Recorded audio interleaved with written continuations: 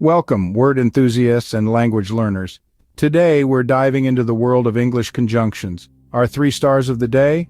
Although, even though, and though. A common conundrum that pops up is, aren't they all the same? Well, not quite. They might be similar, but each has its own unique flair and usage in the grand tapestry of English language. Let's start with although. This conjunction introduces a subordinate clause and expresses a contrast to the main clause. For instance, consider the sentence, although it was raining, they decided to go for a walk. Here, although sets up a contrast between the fact that it was raining and the decision to go for a walk.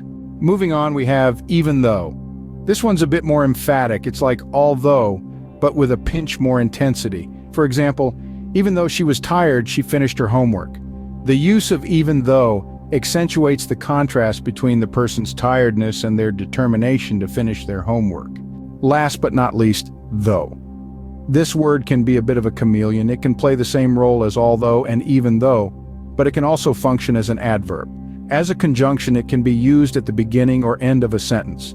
For example, though it was late, he stayed to help, or he stayed to help though it was late. As an adverb, though can be used to add a contrasting statement to the end of a sentence, like, the book was long, it was interesting though. Now let's summarize these key points. Although introduces a contrast within a sentence. It's like saying here's one thing, but here's another. Even though does the same, but with a stronger emphasis on the contrast. It's like saying despite this strong thing, here's another. Though is the versatile one in the bunch. It can be a conjunction like although and even though, and it can also be an adverb, adding a contrasting statement to the end of a sentence. Remember, as a conjunction, it can be used at the beginning or the end of a sentence. So, the next time you're penning down a sentence and you need to express a contrast, remember, although, even though, and though are your trusty tools.